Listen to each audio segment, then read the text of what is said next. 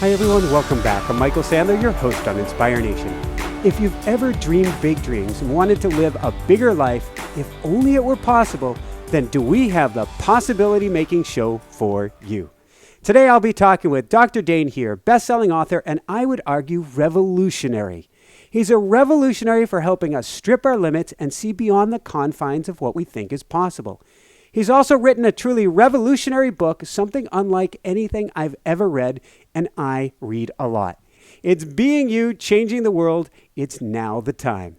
And that's what we'll talk about today, about owning it, owning you, owning your magnificence, and owning the miracle of change just waiting to come out. That plus we'll talk about sleeping giants, Playboy the horse, the 100th monkey, orgasmitude, why you're right and I'm wrong, how Richie Rich met Tito Puente, and why chopping your arms and legs off to go on a date might not be the best way to go, even if she's driving a Mini. So welcome to the show, Dain. Are you ready to shine? Oh, Michael, yes, I am. I love that intro. Thank you for that. And I can't wait. I'm looking forward to it. Bring it on. All right. So bringing it on, before we dive right into things, does your body still like honey mustard? Yes, as a matter of fact, which is very strange to me. Even now, it's been a long time and still, yes. So we're going to have to fully dive into that story in a little bit. Before we do that, I hate to do this to you, but I've got to put you in a time capsule. We've got to go back a little bit, if we could, back to where it all began. Can you tell us about, well, I guess not that far back. We'll get there later. Santa Barbara before you made your demand. Yeah. Here I was, a chiropractor, something I'd wanted to do for a very long time. Mm-hmm. And I was starting my second practice in Santa Barbara. I had this girlfriend who, I thought was a perfect girl for me. And I had been waking up unhappy pretty much every day for the last 3 years and having this sense of, you know what, I don't think it's ever going to happen. And I was trying every self-help technique known to man, woman, and child. I was doing metaphysics. I was doing as much spirituality as I could. I was trying to juice. I mean, it's like I tried psychology. I tried and everything, and I was still waking up unhappy. And what would happen is I'd get happy for a day, and then it felt like it would go back. And I finally got to a place, where I was just like, I had just basically had enough. Even though I was living in paradise, I remember driving to work in the morning, looking left and looking right at the people, thinking, "Wow, am I the only one who's unhappy here? What Everybody seemed to else be seems missing? So happy." What's that? What seemed to be missing? I could, it's an energy really, like Mm-hmm.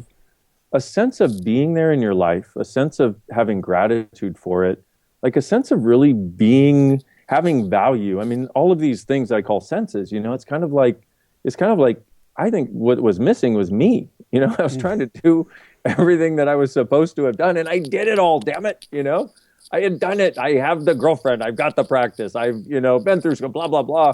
And yet I don't think I was in any of it, mm-hmm. or at least very little of it. And so going from there, you did something fairly, well, shall we say radical. Mm. And yes. Maybe you can share with us the deal that you made. Yeah, I basically said after one morning of I'd had enough, this many years of this way of not being happy. And all I really wanted to be was happy, and not having that, I said, universe, look, you have 6 months. Either my life changes or I'm killing myself. And I don't care which it is. And I really didn't. I was like, and I figured that was my demand mm-hmm. that would allow me to finally get out, because I didn't see a future where it changed. So I made this demand, and, a week later, I see an ad in the paper for something called Access Consciousness, and it said, "Access, all of life comes to me with ease and joy and glory." At which point you tore up the paper. Yeah, exactly. And I literally did. I'm like, my life is pain, suffering, and glory. You have no idea what the hell my life is. Well, the paper comes out once a week in Santa Barbara. Guess what I saw the following week as I'm leafing through the paper, just having no joy in my life. I see this. All of life comes to me with ease and joy and glory. Access, call this girl. Mm-hmm. And finally, I had this remembrance of this time in the past where I realized whether you love something or hate it, there's probably something there for you. And since I was hating it, I called her and I was like, "Hey, what do you do?" And she sounded happy. She sounded like one of the few truly happy people I had talked to in a very long time. And she's, oh, we do all kinds of stuff. And long story short, I ended up having a session, one session. And an hour and 15 minutes later, I left, and I never contemplated killing myself again. And I felt like I started having me, which I don't even know how to describe other than it's an energy, it's a space. It's like, when you wake up in one of those mornings where it feels like just, everything is roses and you can create whatever you want. I got the sense of that again, and I had been missing it for a long time.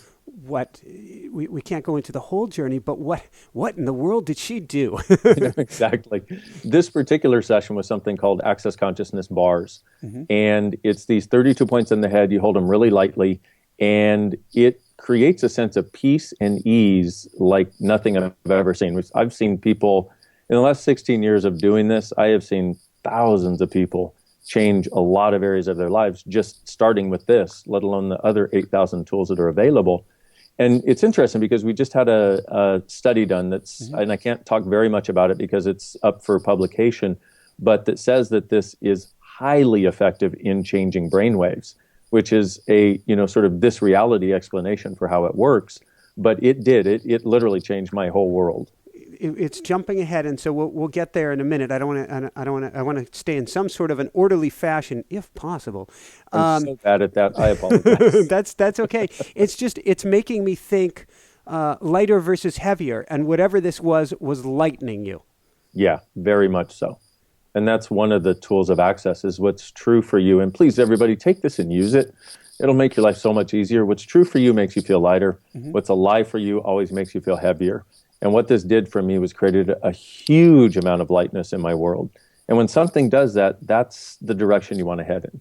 I love that. And what you, to take that a step further, what you describe in the book, correct me if I have it off here, is let's say that there's a decision to be made. Go with Harry or go with Sally. And so you say, how does it feel going with Harry? Oh, Harry. How does it feel going with Sally? There's your answer. Exactly. Is it lighter or heavier? Exactly that. Brilliant. So, okay, going from there, what do you mean to put a question out there to the universe and then shut up? Well, here's the thing. Most of us have a very difficult time shutting up, me included. But the way it works, which is good for the show. Yeah, exactly. Works for the show. Works for what I do for a living. That helps, thank goodness. But it's like this. What happens is when you ask a question always empowers. An answer disempowers. So when you ask a question, it opens up other doorways of possibility. An answer is like, oh, it's this way, and that's it. And that's all you can see. That's all that will show up. So when you ask a question of the universe, what's happening is, it's like most of us are walking in our lives and we've worn such a rut going in the same direction, trying to get it right. We've got walls to the left and right and can't see over, around, or through them. You ask a question and it's like doors open up to the left and right that you never saw before asking the question. And they have light and space and different possibilities behind them that are in contrast to this rut that we've been walking on. But what happens is we'll ask a question and then we look for the answer rather than allowing the universe, which is really big, sort of connected with everything, if you will, to give us the awareness of what that question could provide. So one of the really cool questions that I give people, and it's a tool of access consciousness, is how does it get any better than this? And you want to ask it when something good happens or when something bad happens, because it'll make a bad situation better. It'll make a good situation even better. But you don't ask it looking for the answer. You ask it and then let the universe contribute to you. This thing of the asking a question is this amazing way to get the universe to contribute to you. And it's something that was almost like beaten out of us as little kids, because if you asked a question, you weren't listening to the teacher. If you asked a question, you didn't hear what mommy said correctly. Well, in this case, if you ask a question, you can get the entire universe to help you change whatever you want to change. I've got this vision in my head. First, it's of a motel hallway, and then it changed to kind of the Matrix, Neo, going through the hall, and it's got all these closed doors. In fact, you're just running down that hall, and if you ask a question, and we're taught, pay attention, stay focused, and you just focus ahead, you're not going to see when the universe opens that door, that's your getaway to the side that you never even considered. Yep, exactly that. And this thing of beginning to ask questions, it starts to make your life a lot less solid and it makes it more malleable and more changeable. And some really simple questions, like, how does it get any better than this? What else is possible? What's it going to take to change this? What can I create here that I never considered? They're so simple, but once again, all it takes is just asking, and then shut up and let the universe show it to you. Would you recommend journaling with those questions? That's great. Great idea. The thing that you don't want to do, though, is you don't want to journal yourself into a solid corner. You don't want to journal yourself into, easy for me to say, journal yourself is a very strange phrase. Yes. You don't want to journal yourself into a concrete wall or behind a solid wall, which is what we sometimes try to do. Is we try to, even though we're not trying to, we end up coming to conclusion. But I think asking the question and then asking it and then journaling it like free form, I think it's a great idea. Beautiful. So going from there and not wanting to, I love it, journal ourselves into a corner. What is a free will universe? Oh, great question. Well, it's the universe we live in. It's just most of us have forgotten it. It's like we don't realize that we have free will, we have choice. And I think what happens is a lot of us are creating and living lives that may not exactly be what we desire. And so we think, well, if it were really a free will universe, if I really had choice, everything in my life would be perfect. But that's not necessarily what you would create with choice. You might be here so you can become more aware. And if you're here to become more aware, then what you have to become aware of is what you're not yet aware of, which means you put the situation in front of you where you're lacking the awareness so that you can get more awareness. It doesn't look perfect. Sometimes it doesn't feel nice. But after that, you're far more aware. So we get this idea that it must not be a free will universe, meaning we must not have choice, because we look at our lives and the lives of people that we know and love, and we commiserate with other people. And so we look and think, well, we must not really have choice, because otherwise my life would look like Rockefeller Central, This means that we really need to take a step back. If we're looking through a kaleidoscope, we've got to take it to a different level and step much back and take a much grander, more holistic view that this isn't all there is. And that goes for each moment, and it goes for our entire lifetime as well. Exactly that. That is exactly it. And this is the one of the great gifts is when you can, if you'll allow yourself to take this larger perspective, like you said, it changes everything. I mean, if you look at it, if you could imagine being imagine a god, a larger being looking down at Earth, and seeing traffic. It's like you'd look at it and go, okay, cool. But when you're stuck in the car experiencing the traffic, it's not okay, cool, especially if you're really one of these people. Why? Exactly. And so this different perspective that we can take can actually start to change how we function in our lives, and how we become less the effect of life and the effect of reality around us, and instead become a causative effect for something different. That makes sense. So going from there, we're talking about free will here. Can you tell us about when Gary Douglas, the founder of Access Consciousness, came in and how you ended up kind of flipping him like a fish? Yeah, he came in. I was doing a chiropractic technique. It was an energetic chiropractic technique that's wonderful. And it had 3 levels that you could do at the time. And he came in and he said, look, I need the most advanced level. Well, I didn't know how to do it. And so being a doctor, I couldn't say, sorry, I don't know this. I said, I've just started studying this. I didn't know he was psychic and he knew I was lying. So which is a little embarrassing at this point. But he said to me, he said, look, ask my body what it wants. Follow the energy. You will know what to do. And it was the first time anybody in my life had ever told me that I would know what to do, especially somebody who had created this body of work that was starting to spread around the world. He said, look, you'll know what to do. And I was like, really?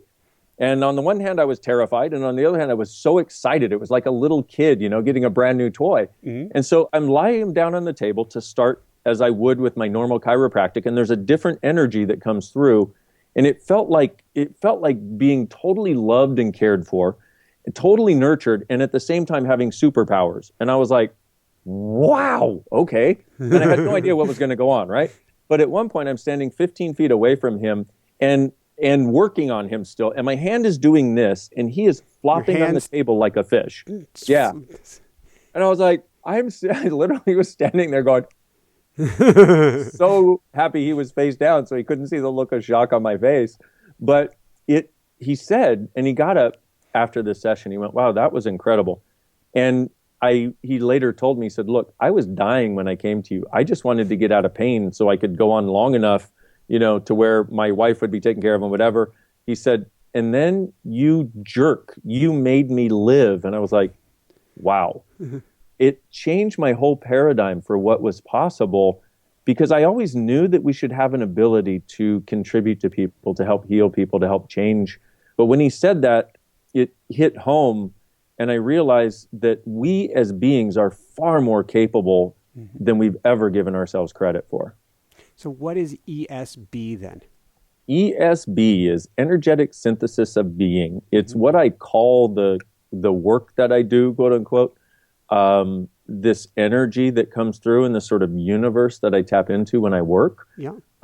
It's, if you could imagine having a synthesis between the energetic aspect of everything that you're aware of and the being that you are walking around and your body, that's what it seems to invite into being.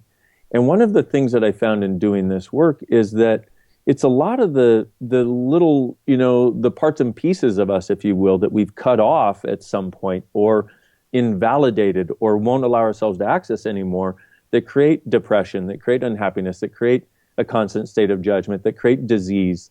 And so what happens in ESB, or using this work, using this energy, is those parts finally get permission to exist as part of you, not as the traumatized part of you, or the traumatized part that they used to be, but the part of you that can actually now contribute to you.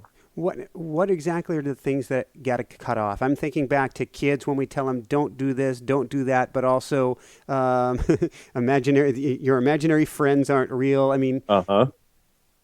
Yes, all of that. And what that does is that invalidates your knowing. Because if you're sitting there, if you look at that, just that tiny example of a kid with an imaginary friend, supposedly. I don't see them as imaginary at this point. It's like I realize the child is having some interaction with something. I may not see it, but if you imagine that as a little kid and you're sitting there and you're like, hey, what are we going to do today? You want to come over and play? Okay, I'll see you later. And nobody else sees them. And you go, oh, honey, it's imaginary. You've just invalidated something that they're aware of that goes beyond this limited little world we keep trying to make real. And you've invalidated their willingness to have magic. You've invalidated their willingness to know that there's something you don't have to see for it to be real. So, just the levels of invalidation that occurs, and that's one tiny thing. If you take that even further into the harshness and the judgment that's delivered at us, or the abuse that some of us have experienced that caused us to cut off the idea that we could be happy, like a child who lives in a family where every time they get happy, they get smacked because that's not right. These are the things that I sense them as sort of these like lockups in our world or in our bodies. And so this helps change it. You're making me think of my childhood, and we don't need to, this won't be a session talking about, so how did that feel, Michael? But with that said, if I said something positive growing up, my mom would tell me to take that back right away, because if you say something positive, something bad is going to happen. Wow. It never occurred till just now. So wow. Let's talk about invalidating invalidation. You have a beautiful quote. Call up the energy of what you'd truly like to have in your life. If there were absolutely no limitations in your world regarding money, creativity, and generative capacity, what would you ask for? Yes. Well, I think you just stated it. It's like you just said it. That is it. And when just in that one sentence, you start to recognize that most of the choices we've made or tried to make are based on the idea that there is a limitation in money, there is a limitation in creative capacity, there is a limitation in what you can choose, there is a limitation in what you can have. And these ideas of that limitation are what end up creating that as a reality for us. Because your point of view creates your reality. Reality doesn't create your point of view. It's the point of view you take about something that creates the reality that shows up around it. And so this is exactly what's happening, is most of us have lost the idea that we are infinitely creative, that our actual job here, in my point of view, is if you have a job in this world, it's to have fun and enjoy your life and let other people know it's possible. And we've basically forgotten the sense of lightness and joy that life could be, should be, and I think was meant to be. I think that comes down to energy. And you talk about an energy bubble. This is kind of law of attraction blown out, that it's not about the words. It's really about that vibration that we're creating. Yeah, exactly that. And so in this energy bubble, if you do what you initially stated, imagine what you would like to create and have as your life and your living if there were no limitations on money, no limitations on time, no limitations on creative capacity.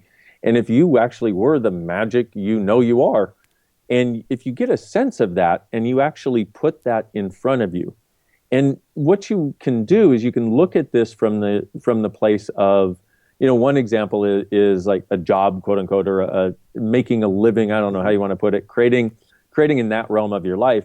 And if you look at it, not from the place of, I'm going to do this specific thing and I'm going to get this much money and I'm going to do this, but from the energies that would be present if it could be unlimited. And the beauty of working with energy is our first language, which is why all languages can be translated back and forth.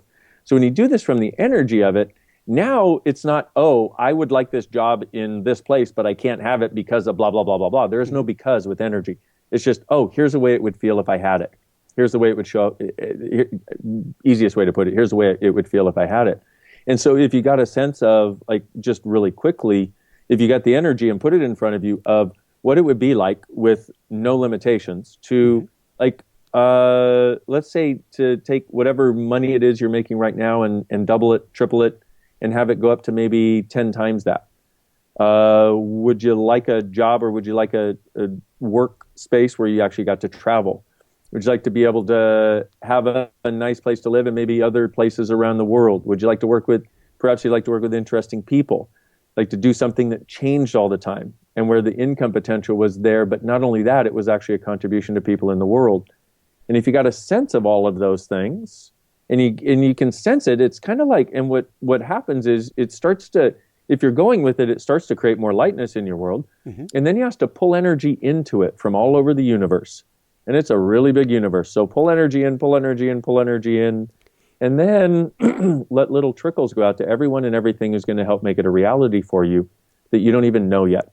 What's cool to me here is when I hear you say pull energy in, I'm picturing like a Da Vinci, the arms out, the legs out.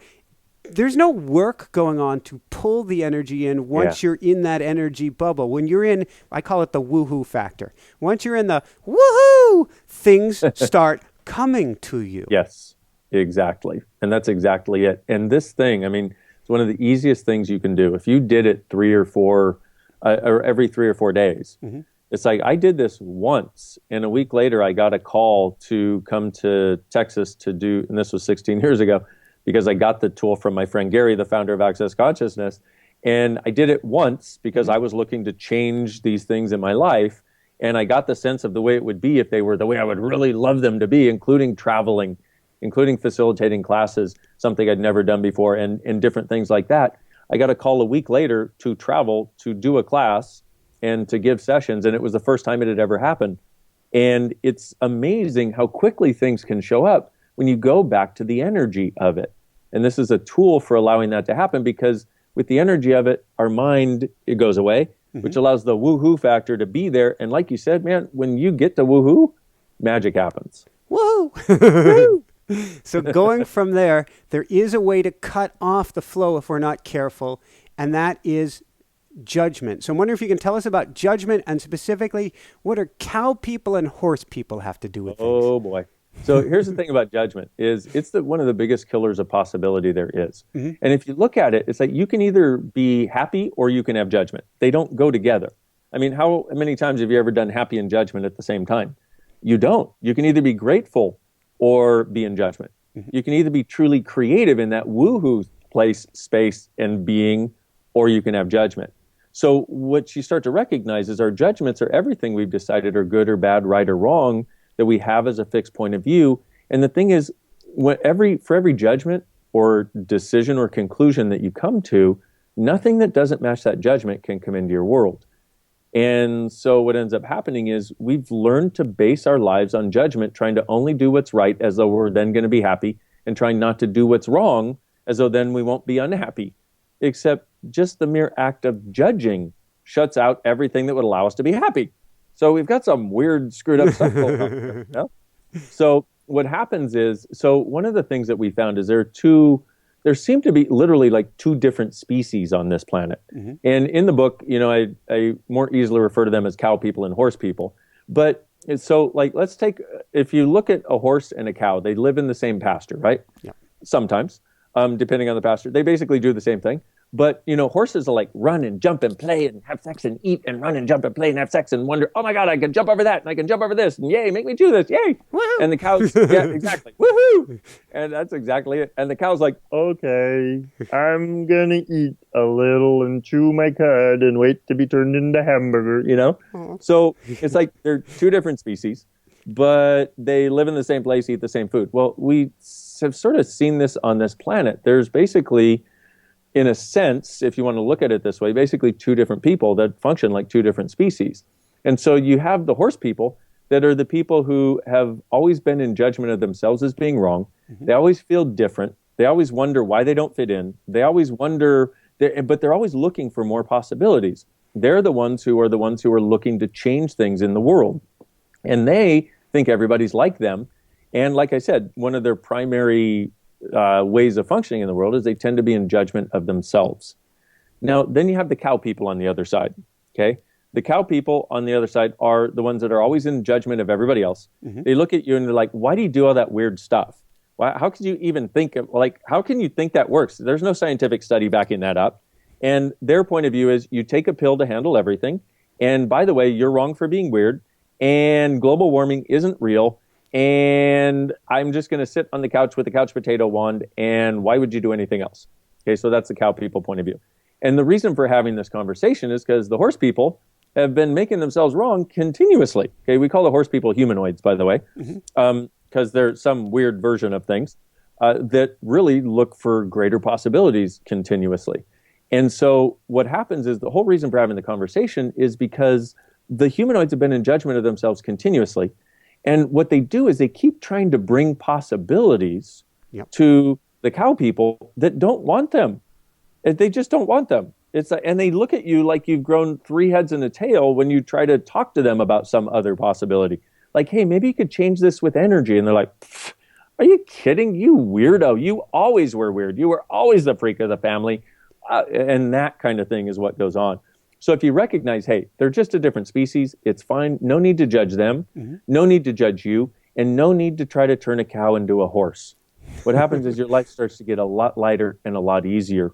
And you recognize this is just where this person functions. It doesn't make them wrong. It doesn't make you wrong. And this is the thing to really get. It doesn't make you wrong that they have these points of view. They're just a different species. Don't worry about it and move on. Send them love. Send them love. Yep. Send them love while you're heading in the other direction. So there's a powerful tool here. You talk about why wrong is the new right. And this tool I've used before, although I've never done it 10 times in a row. You're right. I'm wrong. Although I've said this with Jessica, my wife, many times, and I get to do it many more. Smart husband. Many more. Smart husband. Yeah, so the way it works is when you're willing to not have to be right in a situation, mm-hmm. it can completely change a situation, especially in relationships. So what you do is when you realize you've screwed up, you go, you know what? You're right. I'm wrong. You're right. I'm wrong. And what you can do, if you do it 10 times, see, the reason in the book I have people do it 10 times is because they're so used to trying to be right. And when you have to be right and your partner has to be right, that is a recipe for beating each other's heads, like ramming each other in the head, which is not the kindest place to function. When you can say, hey, you know what? You're right. I'm wrong. It gives you the permission to have screwed up, and that's finally okay because you don't have to try to prove that you're perfect anymore. Thank goodness, because how much of our energy goes into proving that, especially in our relationships. And then what it does is it lets the other person feel good about their choice in the situation. And then most times, if you're two horse people getting together, you'll go, you're right, I'm wrong. And then they'll go, no, no, I was wrong. I'm sorry. You're right. And then you go back and forth going, you're right. I'm wrong. No, I'm wrong. It totally diffuses the situation. So anytime there's a situation with somebody that especially so you've got two ways of going about this. When you have, like with your wife, you say this and it will diffuse the situation, and then you get back to the closeness. The other time you can say it is if there's somebody who just knows they're right, they're not going to change anyway. You say, you're right, I'm wrong. And they go, see, I knew I was right. And then it lowers their resistance towards you. So two different applications of it. That makes perfect sense. Let's go from there and let's shift gears and let's talk about what we kind of alluded to in the beginning about your body knowing. And in this case, what's the deal with honey mustard? Well, one of the first tools that I got when I went to my first advanced access class was to ask your body what it wants. Because your body's the one that eats, your body's the one that has sex, your body's the one that receives the massage. Your body has its own point of view about things, and most of us never ask. So I want to pause you right there. That's a big thing to wrap our minds around. In essence, I heard this from another author about half a year ago. I won't be able to get which one it is, who was talking about basically it's like riding a horse. Your spirit is riding a horse. The body has its own deal going on. It's got its own plan, its own purpose, its own needs. Yes. And you just get to work together. Yeah, exactly. And, it's like riding a horse. If you connect to it and what it requires, it'll do anything you want. And that's the thing, is actually starting to develop this awareness, this relationship with your body, if you will, or this communion with it, based on starting to ask it what it desires. Because let's face it, most of us have no clue. We don't even know we have it. I mean, we have a body, but we don't even really realize it. We don't even spend very much time connecting to it or being grateful for it. And so changing that and moving to a place where our body actually has a sense of ease and space with us and knows that we're there with it. And when it knows we're there with it, it'll do anything we want. You want to lose weight, quote unquote, get in connection with your body and then ask. And your body's like, sure, no problem. I mean, it's amazing. I've seen amazing things happen. But so what happens is you start by saying, hey, body, what would you like to eat? Body, what would you like to wear? Body, who would you like to have sex with? And unless you're married, then just don't ask that last question. Okay. Everything that brought up. So I was asking, body, what would you like to eat? I go to this restaurant and I order ranch, and in America, and what's funny is around the rest of the world, this does not happen. But in the United States, they have tons of dressings you can get. And so I was having a salad with my meal, and the lady said, do you want ranch, honey mustard, blue cheese, Thousand Island, blah, blah, blah. And I said, ranch. And I get this salad and it's got honey mustard dressing on it.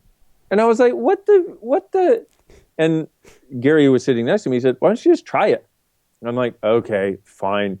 I put a bite of dressing of salad with honey mustard dressing on it in my mouth. And you would have thought I died and gone to heaven. Fireworks, man. It was one of the best things I'd ever tasted. And I was like, but I don't like honey mustard dressing. And it was in that moment when I thought that I realized, oh, but my body does. Yeah.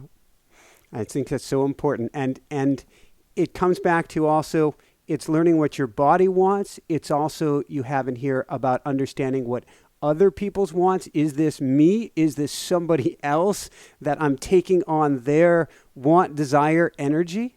Yeah. That is huge. This particular thing is huge, because one of the things in doing this work that I found is 98% of your thoughts, your feelings, and your emotions don't belong to you. And somewhere between 50 and 100% of the things going on in your body don't belong to you. I could go on for a while with just different stories, but if you recognize that you're like a big psychic radio receiver, you're picking up, once again, our first language is energy, our body's first language is energy, and that's the level on which we function. So what happens is, but we don't recognize it. So what happens is, let's say somebody's vibrating like this, and here you are, they're doing this, and here you are doing this. I'm happy, and they're like, oh, I'm sad. What happens is we've learned to entrain to them, so now we're sad too. It's like, it's not rocket science. It's simple entrainment, which every biological system does. But applying it this way, you start to recognize, like literally 98% of your thoughts, your feelings, your emotions, your judgment Your depression, your sense of wrongness is something you're picking up from people around you. And if you'll ask, who does this belong to? And it lightens up at all, it's not yours. And I personally healed myself of depression using this and the Access Consciousness bars that we talked about before. But because what would happen is I would get depressed like I had been before, and I'd go, who does this belong to? And it would literally start vanishing out of my world. And doing that day after day after day, after about, and so what I suggest is do this for 3 days to every thought, feeling, and emotion you have. Who does this belong to? Who does this belong to? Ask, who does this belong to? And if it lightens up at all, it's not yours. If you'll do this for 3 days, at the end of 3 days, you walk around like you're in a walking, talking meditation. Because you will have broken the machine that makes you think all this stuff is yours. I love it. One of my favorite days of the year is Christmas, and the reason it's Christmas isn't specifically for a spiritual reason. It's the energy that is stamped on that day is people happy, joyous, and don't need to be anywhere. Yeah. And so there's a peace to the air, which is going to be beyond gone and vaporized come Monday morning. Exactly. But it is such a different frequency. And once you grab onto this, you get it. It's why the writing, for myself at least, is best done early in the morning before people get up and get cranking, before they're in training to the I gotta do, I gotta go, I gotta. If I do my writing, my reading, whatever it is, and those quiet hours. Yeah. My RAM is mine. It's not somebody else's. Exactly. Yes. And this is so big. I mean, there was a lady who took this tool, and she had asked what it was going to take. Or she said, "Hey, Body, what's it going to take to lose weight?" Yep. And she got, "Who does this belong to?" And she was, I think, probably 100 pounds over the weight that she wanted to be. And she started asking, "Who does this belong to?" when she was hungry at work for donuts, because donuts were her favorite thing at work. Realizing it was never hers, she lost 25 pounds in a month just by asking, "Who does this belong to?" Not eating for other people, not eating donuts for other people, basically. I love it. So she's hungry, in quotes, and she's going, "Who does this belong to?" And she goes, "Wait a second, I just ate. I'm not actually hungry right now." Right. I love it. So tell us about Playboy the horse. I found this really, really cool. Sweet Playboy. He is a horse that came into my life, I guess 15, 16 years ago.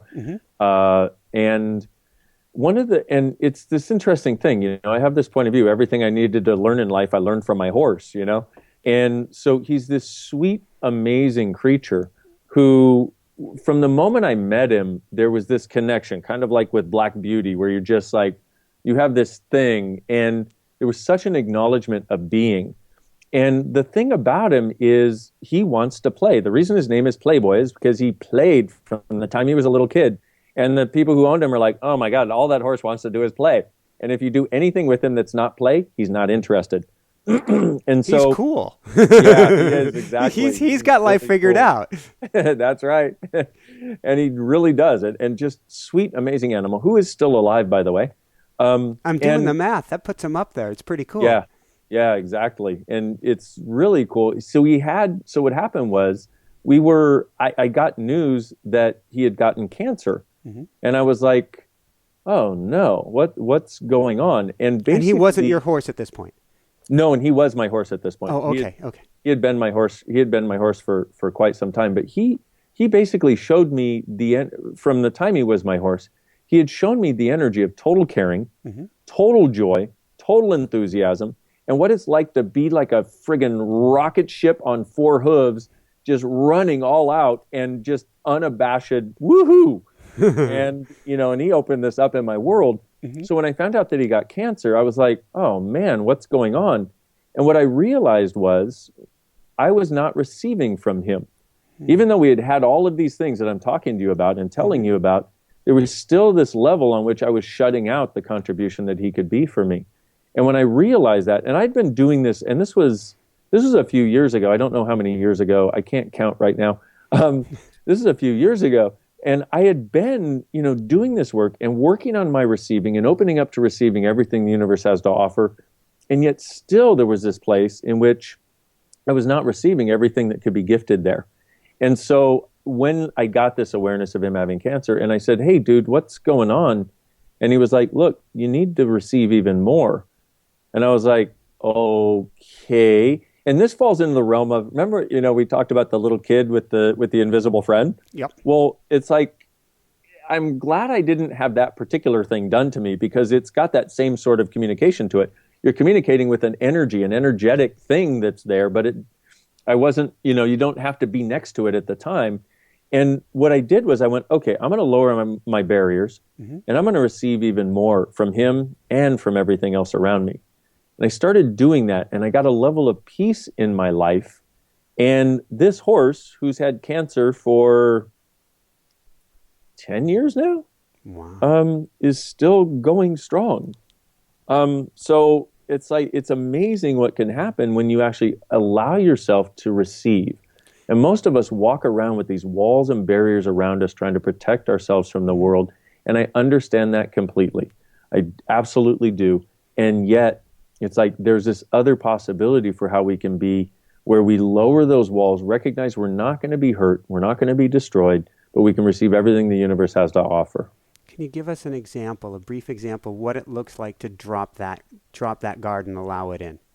Yeah, it's like if you've ever had somebody where, I'm just thinking, it's like if you've ever had somebody where they were coming and they just wanted to give you a hug and love on you and care for you, and you're kind of like doing one of these where you're like, I don't want it right now. I just looked at my bank account. I don't want to receive, And the way it would look to lower your barriers is look at them and recognize, especially for the people that are just truly trying to gift to you, what a gift it could be to let that in, and you make the choice and you literally push the walls down energetically.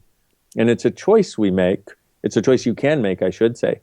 And if you push those walls down energetically, you give them a hug and you're like, okay, I'll be here for this, and see what can be received. I mean, I've had this a number of times. I mean, in access classes, like people come up and hug me after class so many times, and before class, and if we know each other, sneak a hug in the hall or whatever.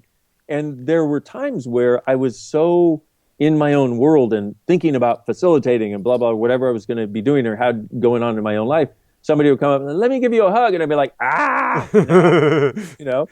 But I realized, wow, this person is just looking to contribute to me and offer me kindness and offer me some energy and some joy. And I'm like, I'm being insane to refuse this. And I literally energetically went, okay, I'll be here for this, push down my walls and let that person in. And I got to tell you, it's so amazing when you go from having the walls up and you're not even realizing it. Somebody comes to give you a hug or something in a way of contributing to you, and you push down those walls, you feel like Superman, because it's like you've just taken charge of your own destiny. You've just taken charge of your day, your future, and you're no longer the effect of all of this sort of need to keep the world out. And if we could just get there in some small ways, we'd start to be a lot less afraid of the world and a lot more interactive with the world, and recognize that we can actually create something different by receiving differently. Woohoo! Woohoo! So let's go from there and let's talk about pure insanity. Is there something greater than love? That's pure insanity in a lot of people's worlds. And the reason I put that in the book is because I wanted to get people to start looking from a different place. Because if you look at it, like, let's take two people who've been in love. And especially what's interesting is so many times that intense, passionate, loving, that intense, passionate relationship ends with both people wanting to kill each other, which is interesting. So you take these people who are in love and they get married and they have whatever they have as their relationship. And if those two people separate, oftentimes it's the person that they loved the most that they now hate the most, which always looked very strange to me. And so I started looking at this and started recognizing that love is kind of a weird thing. It's a little screwy. It's almost like there's this weird program attached to it that's like, okay, once you get into love, now you're going to go to hate eventually, unless you find some other way down that path, because it happens for a lot of people. There's something beyond it in a sense, because, sorry, this is a really long conversation to try to shorten into a short conversation. You're doing well. Okay, cool. Thank you very much. So what happens with the love thing is the concept, the construct has it eventually for a lot of people devolves into hate. We call it the love-hate program. And so if you want to go beyond it, instead, if you could recognize that what you're trying to get from love and what you know is possible might better be had from gratitude, kindness, caring, joyfulness, honoring, vulnerability, and trust. Well, and also allowance for the person, meaning everything they choose is an interesting point of view, not a judgeable offense. All of those things taken together might more closely match what we've been trying to get from love and what we know is possible. But here's the thing that I realized was that, number one, people want an easy word, love, easy, good, cool. But number two, we've been sold that this is the solution to the world's problems, except it's been around for hundreds of thousands of years, I'm assuming, at least many, many thousands of years, and we still have the world's problems, okay? But also, what happens is, if we can recognize that there's a different possibility available that actually doesn't have to, don't you hate when your train of thought leaves the station without you on it? Like, darn it, man, there was just somewhere I was going. There is another thing possible. There is. Yes, that really is the thing. So if you recognize, see, we have this idea of unconditional love. Well, if love were truly unconditional already, we wouldn't have to put the word unconditional in front of it. So, and also to have the idea of unconditional love, that must mean that you have some idea of conditional love. Because once again, otherwise you wouldn't qualify it with unconditional. And so this thing that we talk about unconditional love, I think would actually be served by gratitude, caring, kindness, trust, vulnerability, allowance, and honoring the other person. And if you recognize that, see, the thing about gratitude is no matter what somebody does, you can be grateful for them. No matter what they do. You can even be grateful if they do something mean and unkind, because you get this awareness and you realize how strong you are, or whatever you get out of it. With love, what happens is when they do something judgeable, now you believe you have to go to hate. And the way this came up was I was in a relationship with somebody that I loved, and I kept saying, I love her, I love her, I love her, I love her, I love her. And then at some point she decided she didn't love me, she hated me, and started telling people all kinds of lies and all kinds of things about me that were not true. And I went into, wow, how can I still love this person? And Gary asked me, he said, what if you were to be grateful for her? It's like, can you still be grateful for her? Grateful for everything you had? Grateful for all of the awarenesses that you're getting right now with this situation? And I went, wow, yeah, absolutely. He said, well, how does that feel? I went, that's a lot lighter than trying to do this thing called love. And I know it's so vital for so many people. So vital. And people say, love is the opposite of fear. I disagree with that. I think that's an erroneous construct. I think if you actually have what you're trying to go for with love, fear will not exist. But I would say that love, as it is and as we've been functioning from it, there's actually something greater. Now, rather than that, if you were to be loving, which would give you the characteristics of love and the other things that we're talking about, that also opens up another door of possibility with less of the limitation. So, and thank you. I think that description really, really worked. I love it. Going from there, let's talk real briefly about self-love and why we probably don't want to cut off our arms and legs to fit in the Mini. Oh, yeah. See, here's the thing is what most of us do when we get into relationships. We are looking for somebody else to fulfill our lives a lot of times. And relationships should never be a solution to anything. The reason to be in a relationship is if somebody's actually a contribution to you.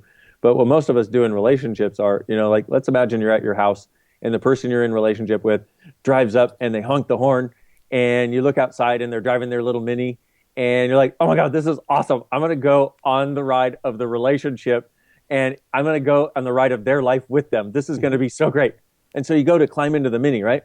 And you go to put your legs in and you realize, oh my gosh, it's a Mini. It's too small for me. So you cut your legs off and throw them out and you're like, oh, okay, this is much more comfortable. Now I can go on the ride of their life. And you go to shut the door and you realize, oh my God, my arms are really in the way here.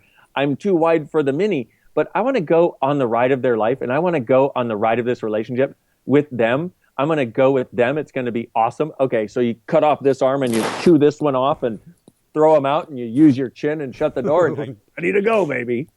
So it's this thing where what most of us have learned to do is to cut off our arms and cut off our legs to make a relationship work or to make anything work, really, and especially relationships.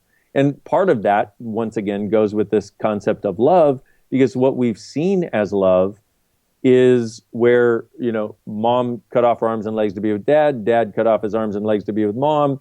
And so we've got this idea that that's what love is, but what if it isn't?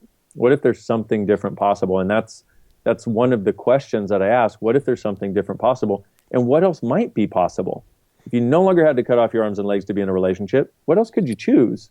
Maybe a really great relationship, a conscious coupling, as it were, where you get together and I'm with you, you're with me, and we're both greater because of it, not less. I love it. Sorry. A few more things I want to go over before we get to wrap up questions. So we'll move kind of fast through these, but there's one more thing in relationships that I want to cover because I think this is a powerful one for rebuilding a relationship on a daily basis. It's a tool that you have. I consider this fairly brilliant, how we can destroy our relationships every day. Yes. And what you want to do is you want to destroy and uncreate everything your relationship was yesterday, every single day. Now, what does that do? That doesn't mean you go home and break up. That's not what that is. What you do is you sit across from your partner, or you do it on your own if your partner's not interested, and you go, okay, everything our relationship was yesterday, and all the judgments and projections and expectations and rejections of each other that have occurred since yesterday, destroy and uncreate them. Now, in Access, we have a clearing statement that actually does that, but let's not go into that right now. And so what you're doing is you're starting fresh every day. You're on create every single day. And one of the reasons relationships stagnate and one of the reasons people start growing apart is because they try to hold in place what was, even as they change and even as their relationship changes and as the relationship should change.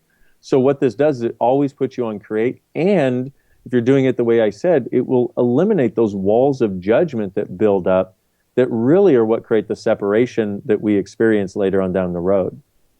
Thank you. So from there, I want to do a little, would be paradigm blowing or something. If we talk about sex briefly, something that many of us have wondered about or just had in the back of our mind and haven't put it to conscious thoughts, what do they teach you in chiropractic college about this? Because if you've ever visited a chiropractor, a massage therapist, or any other body worker, then on some level, your subconscious has at least gone, Yeah, exactly. And so what you're taught is wall between you and your client. And that makes sense to a certain degree from a legal perspective and also a practitioner perspective. So you were taught, put up the wall. You're we'll call you for humanoid or human robot when you go in. Yeah, and that's the sense of, and so you're taught to put up this wall so you're not seen as somebody who is trying to molest your clients and that kind of thing. It makes sense on that regard. Which is good. Yeah. Yeah, I support that part of it. That's smart. But what happens is the healing energy that we all have available is within something that I call sexualness, not sexuality. That's different.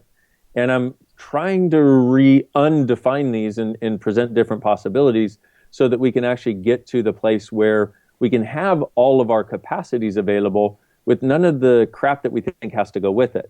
So in massage, in chiropractic, all of those things, obviously because you're close with people physically, they teach you to put up the wall and cut off basically anything that has any sexual component to it. There's only one difficulty with that. That's one of the healing energies that we have available.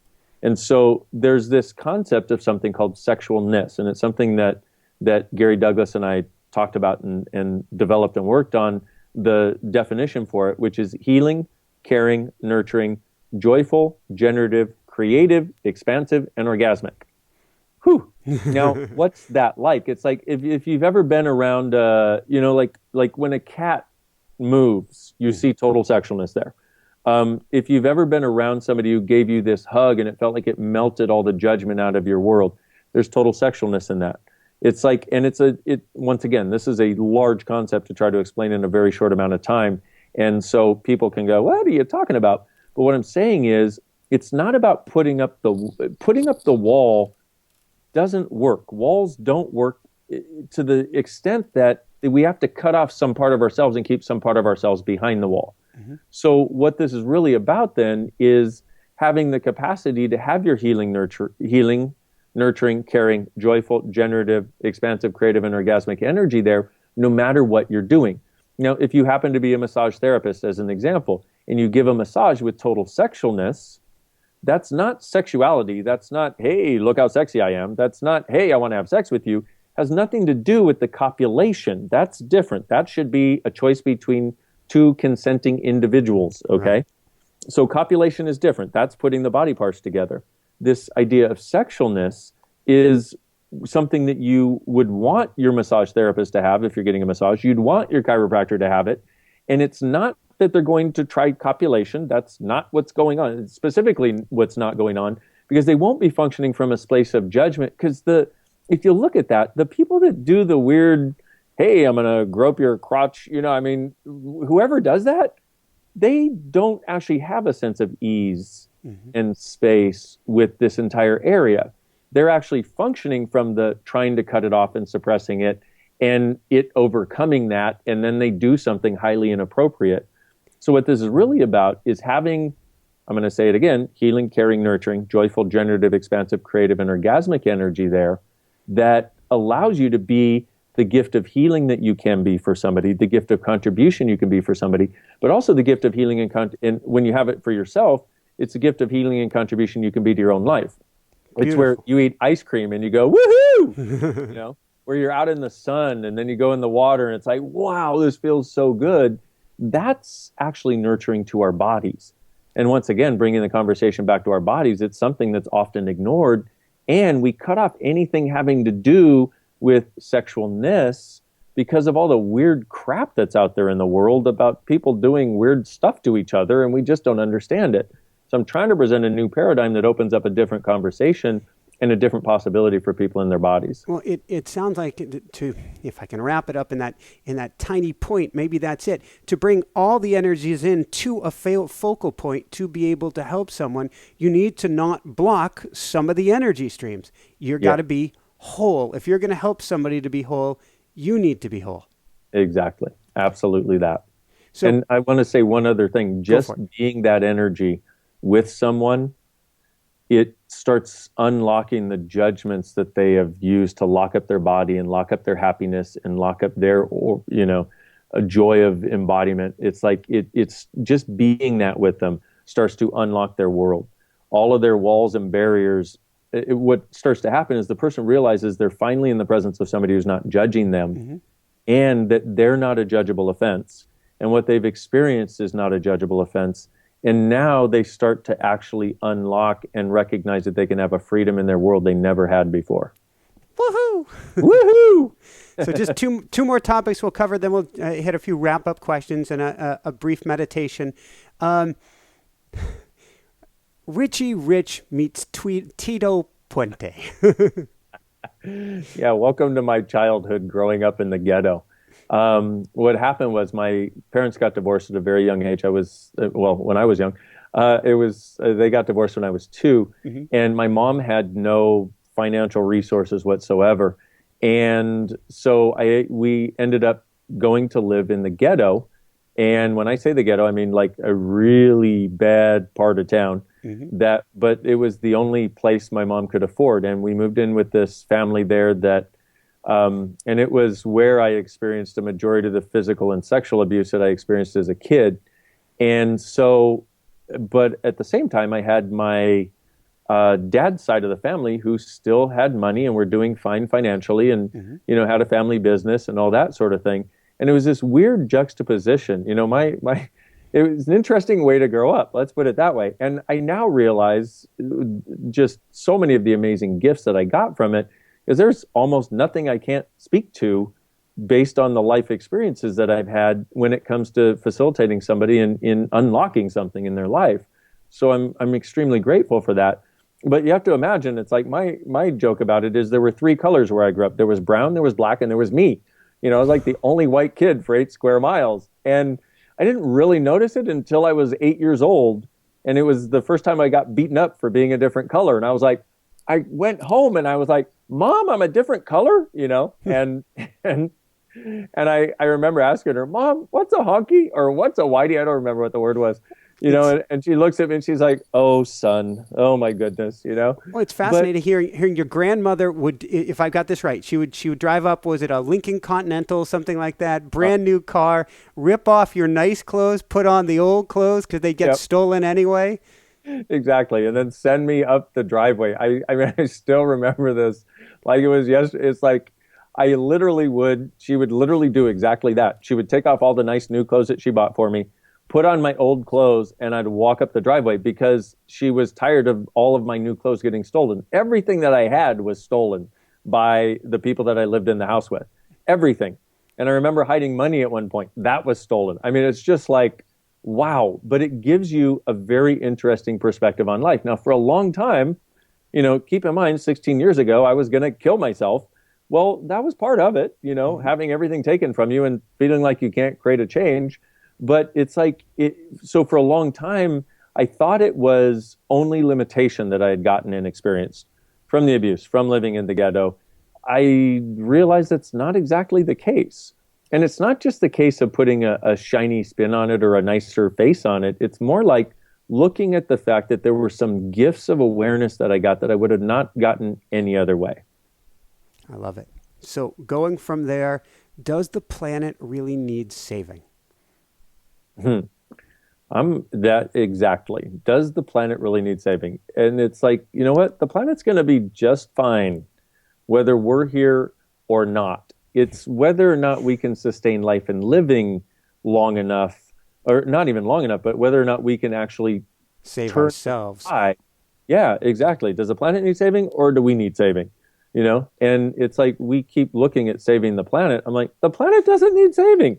The planet is going to be just fine. You know, 10,000 years after we're gone, nobody will know we were ever here, you know? And the planet has amazing ways of undoing things like pollution and plastics and all kinds of different things. And that's the other thing is if we would just listen, if we would just shut up and friggin' listen and ask some questions about, hey, planet, what do you desire? Hey, what do you require? I mean, a really interesting, simple thing that we might think about asking is in places like California, where they have the San Andreas Fault going up the entire state, we might ask, hey, planet, is it going to be okay if we put hundreds of thousands of tons of concrete in the form of buildings right on this fault line? You know, because the planet will tell you. It's like, but once again, if you've been taught that you can't talk, that your friends are imaginary, you believe that any awareness you would get from something like the planet would be imaginary too. Except I would say the people listening to your podcast, no, that's not true. You know, We've but got horse people. woo! We weirdos of the world unite, you know? And the original meaning of weird was of spirit, fate, or destiny. So when people tell me I'm weird, I'm like, thank you very much. And they're like, it wasn't a compliment. I'm like, oh, sure it was. You're just not aware of what you're saying. So what weirdo advice would you give to parents today? Oh, goodness. See your children as an amazing gift. One of the things I would suggest is every single day, look into their eyes and tell them they're beautiful, they're amazing, they're phenomenal, they're a gift, and they can create anything they want. And they have the intelligence and the capacity to do it. And let them know they're here to create a greater world than what exists. And their presence here is part of what will allow it to happen. And I'm not even kidding. I mean, literally tell them this every single day from the time they grow up. Thank you, thank you, thank you. That's going to help them to shine bright. Yeah, exactly. Absolutely that. And that, let them know how grateful you are that they're here.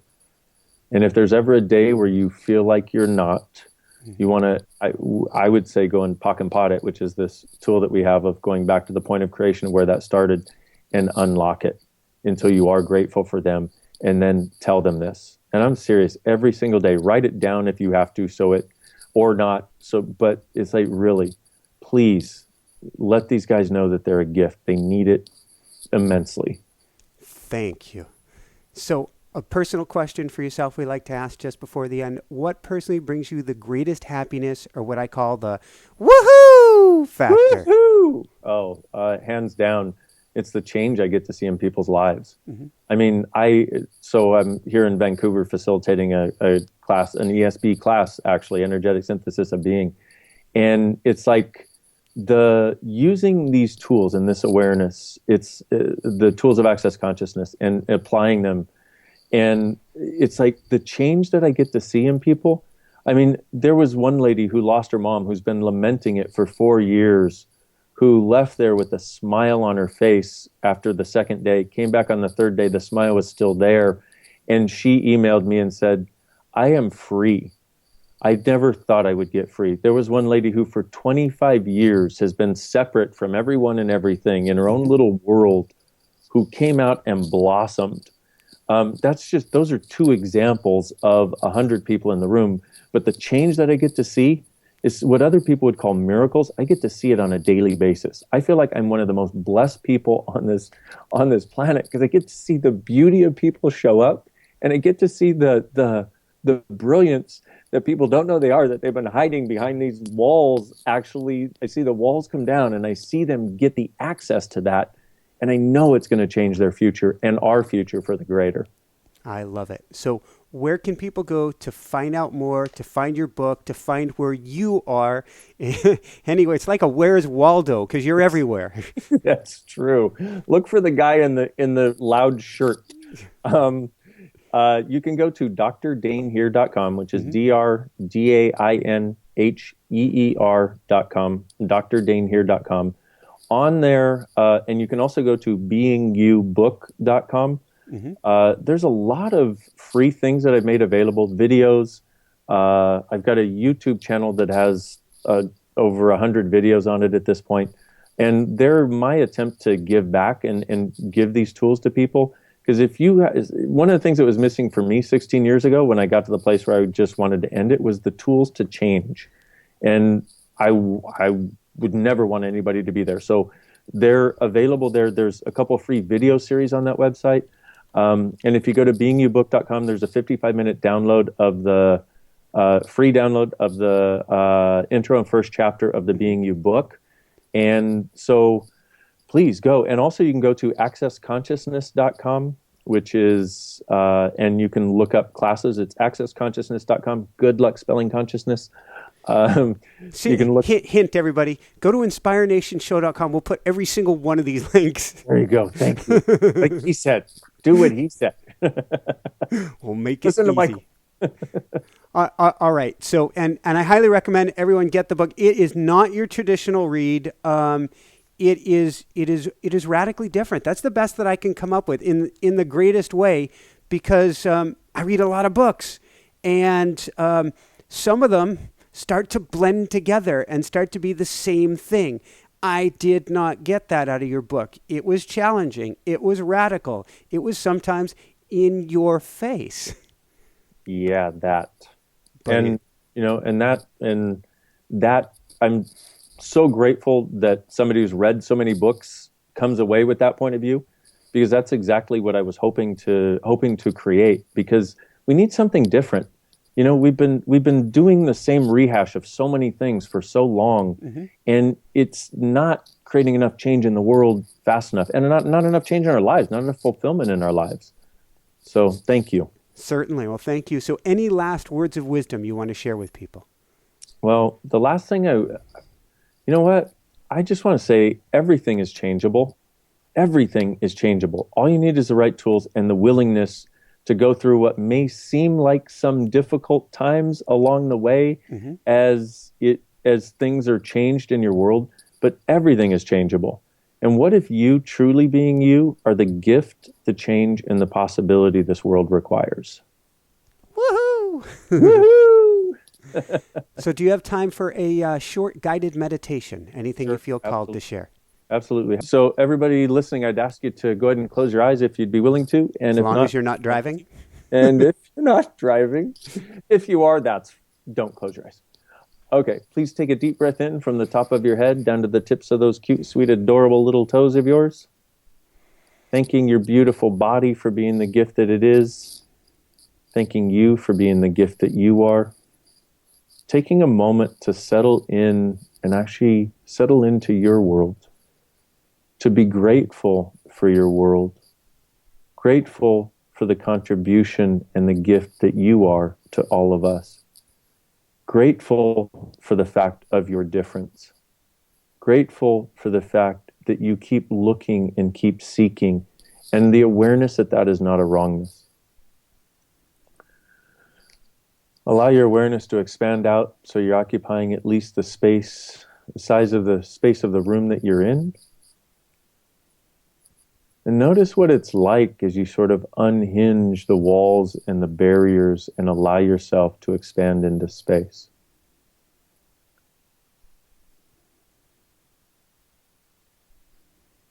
Now allow yourself to expand out a mile in all directions, including down into the earth.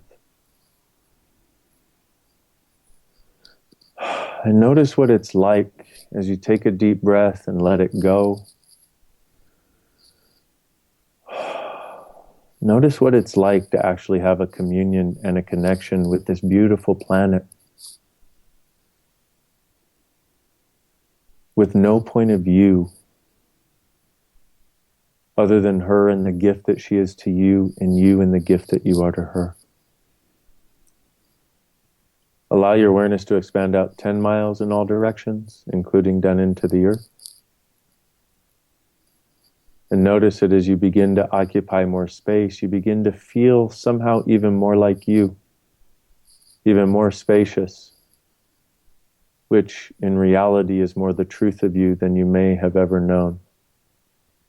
And would you be willing to know that you know, and know what you know? And allow yourself to have the gift and contribution of knowing that you actually know far more than you've ever given yourself credit for. Recognizing that knowing is more like a feather touch on your cheek than it is a brick across your head. It's not ever solid.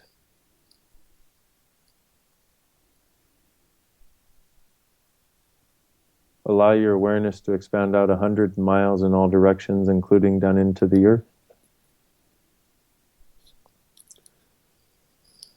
And now 1,000 miles in all directions, including down into the earth. And now 10,000 miles in all directions, including down into the earth. And now 25,000 miles in all directions, roughly encompassing the earth. And what's it like to be in connection, communion, and oneness with this beautiful planet? And allow your awareness to expand out 50,000 miles in all directions, even larger than the earth itself. And pick a point or a space, 50,000 miles. Pick a point or space from that vantage point where you look down at this earth and you perceive it and you know it as though it is your own heartbeat. And at the same time, you have the awareness of the earth as your own heartbeat and its consciousness as yours. Then what comes into your awareness is the people running around on its surface that from this distance you can't even see. You can sort of feel them running around somewhat like ants. What would you gift them if you could? What would you contribute to them if you could? Do so now. And it might be just an awareness, an energy, a kindness, a sense that it's okay and we can change things here before it's too late to sustain life. Maybe it's the awareness that things are already changing and we just have to acknowledge it. Whatever it is for you.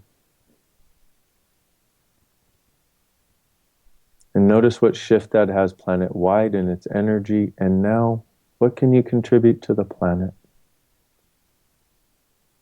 What awareness, what kindness, what level of being, what intensity, what potency, what power of change and possibility and capacities.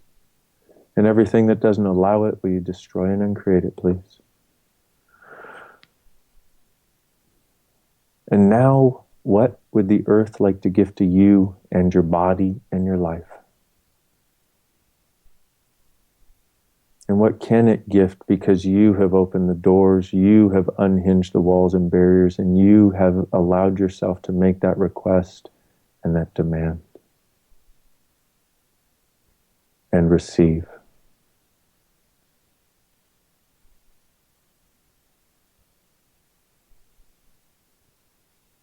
Just breathe that into your world and allow it to become one and oneness with you. And what is it you know, my beautiful friend?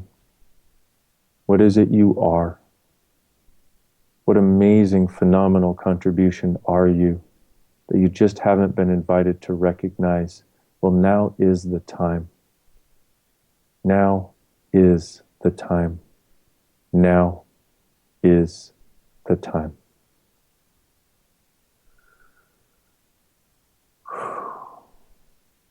Please take a deep breath in from the top of your head down to the tips of those cute, sweet, adorable little toes of yours.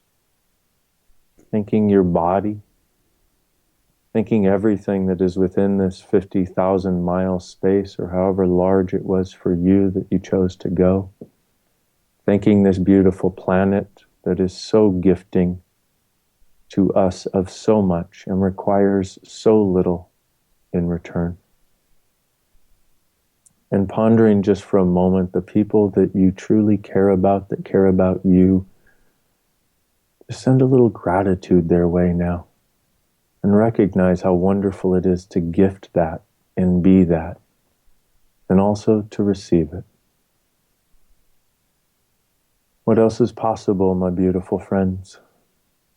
What else is possible? Whenever you're ready, you can open your eyes. And thank you. Whew. Woo-hoo. Thank you so much, Dain. This has been a true honor and a pleasure. Guess I got to crank it back up. I'm in kind of a jello land now. Thank you, Michael. I am grateful for the invitation that you are, and the enthusiasm that you have, and the being and the willingness to open the door for things like this and people to experience it. Thank you. Thank you. For everyone out there, this is Michael Sandler saying, be well, have fun, try being you, changing the world, and shine bright. Woohoo! Woohoo! Awesome, my brother. Thank you, my friend. Thank you so much. Hi, everyone. Thanks so much for watching. If you enjoyed it, be sure to like below. Also, leave your comments. Have some real fun with it. Subscribe to our channel where you're going to get more great videos, more interviews coming up. And check out our website, inspirenationshow.com. That's where you'll find tips, blogs, information, videos you won't find anywhere else, and useful and helpful resources to really help you kickstart your life and to shine bright. Thanks so much again. Thank you for your support. Like, comment, subscribe. See the website. Thanks so much and have fun. Of course, shine bright. Woohoo!